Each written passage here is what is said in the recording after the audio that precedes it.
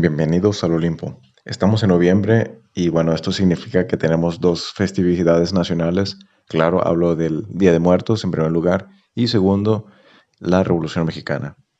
Quise pensar en alguna película que enlazara ambas fiestas. Sin embargo, bueno, en la búsqueda me encontré con una llamada Los Confines y me pareció muy interesante puesto que está basada en cuentos de Juan Rulfo, un gran expositor de la literatura mexicana. Pero claro, según mi perspectiva, mm, ahonda más en la respecto a la muerte. Pero claro, las representaciones visuales, o sea, las imágenes y los escenarios que se nos presentan, son la viva imagen que tenemos tanto nosotros interior como exteriormente del mexicano. Es decir, hablo de esos paisajes llenos de nopales, prados, jardines, pueblos y artesanías. Pero en fin, para poder hacer un mejor análisis tuve que investigar un poco y saber exactamente de cuáles cuentos de este autor eran exactamente la versión original. Y bueno, ya por último me queda aclarar que esto es una interpretación y análisis desde mi perspectiva subjetiva. Y como es de esperar, pues comenzaré con la primera historia. La primera historia está basada en el cuento Diles que no me maten. Y esta trata de un hombre ya muy adulto, mayor, que fue buscado por un general y nada más y nada menos es su hijo quien le tiene que dar la noticia de que lo van a matar. Y como respuesta, el hombre mayor, llamado Jovencio Nava, pide clemencia, caridad, para que no lo maten, pues matar a un hombre de esa edad es casi nulo, puesto que al mismo tiempo se ha encargado de haberlo maltratado muchísimo. Lo hace casi rogando, de aquí que sale el nombre del cuento, Diles que no me maten. Para sorpresa de Juvencio, pues era una decisión que ya había tomado el general y no había marcha atrás. Desde el momento en que su hijo sale del pueblo, ya Juvencio comienza a recordar de una deuda ya antigua que debía desde muchísimo tiempo. Recuerda que muchos años atrás pastoreaba un rebaño más bien un conjunto de vacas, y justo en esos tiempos había temporada de sequía. O sea, no había pasto suficiente para poder alimentar a su ganado. Es ahí donde Juvencio acude a su amigo Don Lupe, que era un terrateniente. En fin, va con él para pedirle un préstamo le pide permiso para poder pastorear a sus vacas, a lo que Don Lupe se niega porque miraba esto como un negocio, en el que obviamente saldría perdiendo. De ahí Juvencio sale desanimado de la charla, pero al paso de los días, uno de los capataces de los territorios de Don Lupe le informa que el territorio había sido invadido, que habían hoyos en las bardas y el pasto estaba pisoteado y comido. Y obviamente por los sucesos anteriores no había otro sospechoso sino solo Juvencio. Es entonces donde Don Lupe decide hacerse cargo de la situación, cita a Juvencio para platicar el problema y le da una solución simple: que vaca que pise el terreno, vaca que muere. Palabras a las que Juvencio ignora, por lo que sucede el altercado por el ganado de Juvencio. Y bueno, en la película se nos revela que, bueno, y así sucede que, bueno, ya tiempo después, como venganza, pues Juvencio mata a Don Lupe. Y es en este punto donde la vida de Juvencio solo se vuelve huir y huir. Adquiere un estilo de vida tipo nómada, porque no puede estar en ningún pueblo por mucho tiempo, o bien, cuando se estableció en un pueblo, le pedía a la gente que cuando entrara personas que eran fuera del pueblo, le avisaran para poder huir. Y bueno, esto último es lo que resaltaría más de la historia para hacerlo el análisis. Pues bien, como mencioné, esto va a tratar sobre la muerte y justamente en el punto donde comienza, o bueno, donde Juvencio mata a Don Lupe, es donde comienza lo importante, voy a decir. Que bueno, para empezar, diría que Desde el momento del asesinato, Juvencio eh, lleva cargando el sentimiento de culpa. O sea, esto ya por sí mismo es una especie de castigo, puesto que ya no puede vivir a gusto. Sabe que una pena, lleva cargando una pena y no puede deshacerse de ella fácilmente. Por otra parte, Don Lupe era un hombre adinerado y bien reconocido. O sea, había quienes querían vengar su muerte. Que en pocas palabras se resumiría así. Juvencio no podía vivir a gusto y aunque no fue asesinado por venganza de haber matado a Don Lupe, su castigo era el no poder vivir a gusto y ser perseguido. Bueno, continuando un poco la historia, ya se nos presenta un Juvencio más, bueno, ya mayor, más, creo que hasta anciano podría decirse. Y bueno, esto es importante porque nos demuestra que hubo un punto en el que encontró estabilidad y se quedó en un lugar fijo. Que para su sorpresa, un día llegaron unos militares y se lo llevaron. Cuando lo llevaron a la oficina del general, este le pregunta si conoció a Don Lupe, cosa que Juvencio le dice que sí, le responde que sí. Resultando que el general fue hijo, bueno, era hijo de Don Lupe, y pues era el punto en el que ya su venganza o la venganza de la muerte de Don Lupe sería efectiva. Y bueno, en la película se nos muestra cómo Juvencio comienza a recordar todos los hechos de manera de retrospectiva.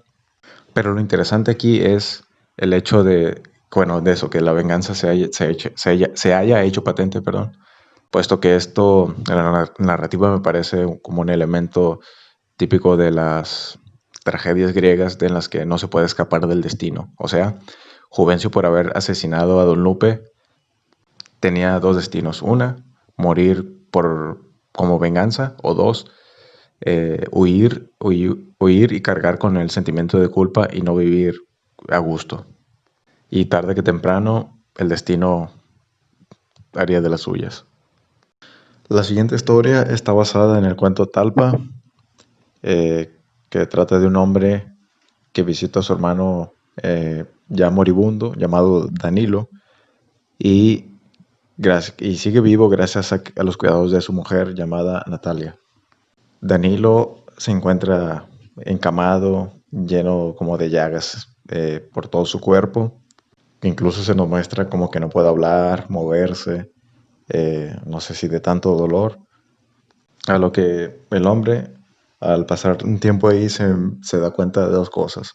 Uno, que la situación, las circunstancias de su hermano ya le indicaba que Danilo ya quería salir de ese estado desesperadamente, pero la enfermedad ya estaba muy avanzada y muy grave, entonces no se sabía qué podría ocurrir. Segundo, por la misma situación de Danilo, Natalia se sentía sola y necesitaba compañía y tal vez esa protección que le puede brindar un hombre. Y bueno, ambos deseos de tanto de Danilo como de Natalia eran ideas opuestas para, para buscar el bien común de ambos. O sea, si querían que Danilo siguiera vivo, ya no podrían, Natalia y este hombre ya no podrían seguir teniendo un amorío. O bien, si seguían teniendo ese amorío y Danilo se enteraba, dado por ya su situación de salud, sería lo peor que le podía suceder. Es decir, estar casi moribundo y saber que su mujer le era infiel con su hermano, con su propio hermano. A lo que este hombre intentó complacer a ambos, es decir, eh, hizo lo posible para que su hermano se recuperara, que para esto se aventuraron en un viaje a pie a Talpa, bueno, donde estaba una virgen que curaba, eh, bueno, hacía milagros para curar personas. Y por otra parte, complacer a Natalia para que no se sintiera sola. Y bueno, se nos muestra cómo cuando Danilo estaba dormido o inconsciente, debería decir, esos dos aprovechaban para estar juntos.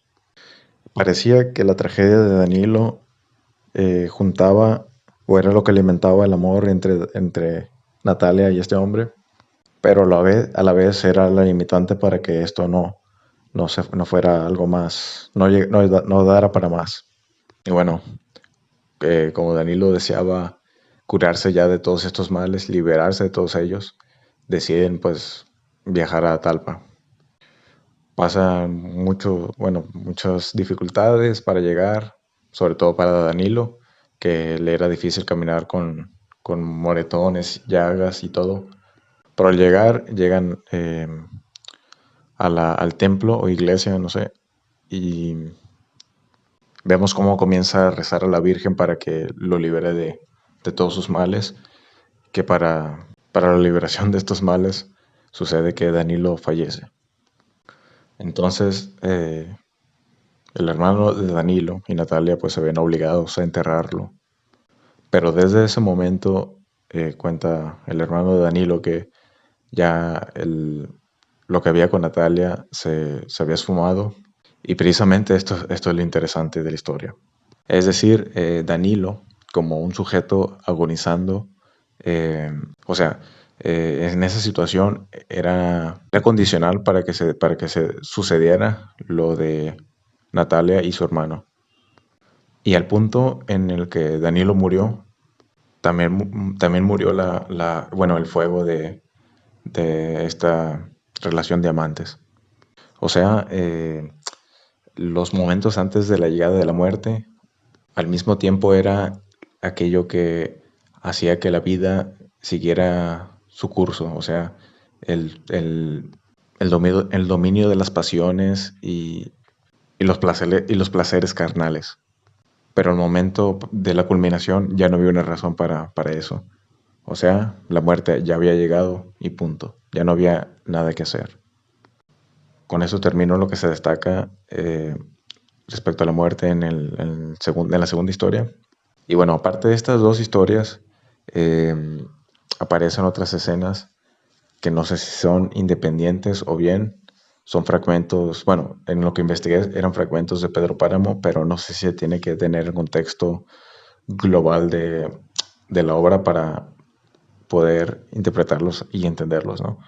Pero con estas dos historias mencionadas ya se nos da un poco de pie para reflexionar sobre las implicaciones que tiene la muerte, no solo la muerte como tal, sino vivida y ejemplificándola en ciertas situaciones.